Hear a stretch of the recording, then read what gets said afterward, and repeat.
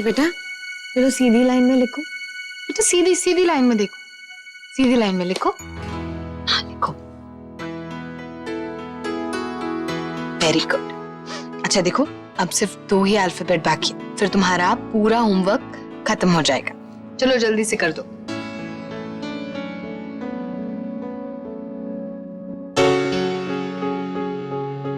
अरे वाह समर, तुम तो बहुत अच्छी ड्राइंग करते हो। सचमुच आजकल तुम अच्छे से पढ़ाई में ध्यान देते हो। हमें ये बताओ कि तुम कितने तरह के फूलों के बारे में जानते हो? माँ गुलाब जानते हैं और कमल के बारे में भी जानते हैं। अरे वाह, हमारा बेटा तो बहुत जानकार हो गया है।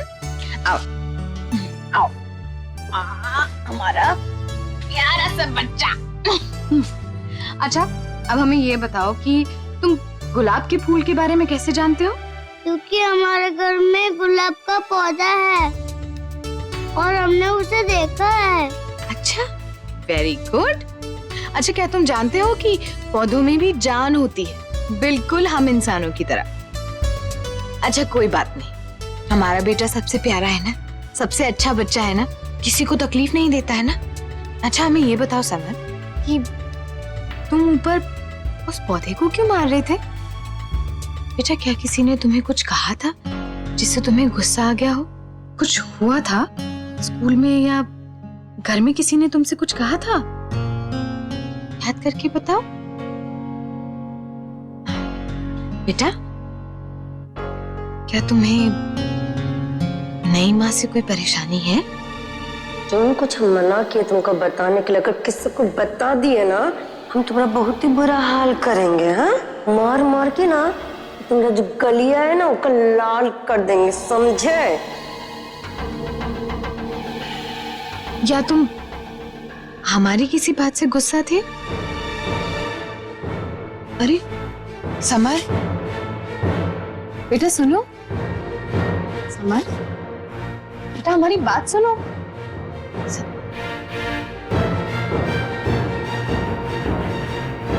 आखिर क्या प्रॉब्लम हो सकती है समर के साथ?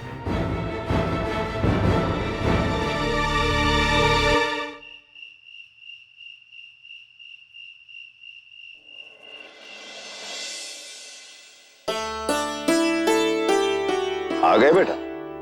जी पापा।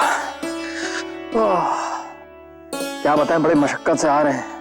इस बाहर इतनी कड़ाके की सर्दी हो रही कि क्या बताएं, और ऊपर से तुर्रा ये आज कोहरा इतना हो रहा है कि कुछ दिख ही नहीं रहा है। तो बेटा हम भी अखबार में यही पढ़ रहे थे कि ठंड और शीत लहर का प्रकोप बहुत ज्यादा बढ़ गया है और बाहर से आने वाली ट्रेनें 4-4 घंटे देरी से चल रही हैं और सड़कों का तो हाल पूछिए ही मत। अपना इलाहाबाद तो जैसे शिमला ही हो गया है। अरे आरुषि, आरुषि यार एक गर्मा गर्म चाय बना दो हमें। गर्मा गर्म पियेंगे तब जाके झगड़ा निकलेगी। बेटा अब आरुषि घर पर नहीं है, 1 मिनट रुको, हम कोमल से कह देते हैं। कोमल, अरे बेटा तन्मय के लिए एक चाय बना लाओ। आरुषि घर पे नहीं है, कहाँ गई? बेटा तुम्हें तो इस बात की जानकारी होगी, आरुषि ऑफिस गई। हम तो समझते थे कि हमारी आरुषि हिम्मत हार चुकी है, लेकिन बेटा तुमने उसकी हिम्मत बढ़ाई, जिसकी वजह से उसके अंदर से बाहर जाकर काम करने की झिझक दूर हुई। बेटा हम तुम्हें धन्यवाद देना चाहते हैं, तुम्हारी वजह से आज हमारी आरुषि का आत्मविश्वास बढ़ा। और बेटा हम तो ये मानते हैं कि पति पत्नी अगर साथ मिलकर काम करें तो वो एक साथ मिलकर जीवन में आने वाली बड़ी से बड़ी समस्या को भी हल कर सकते हैं।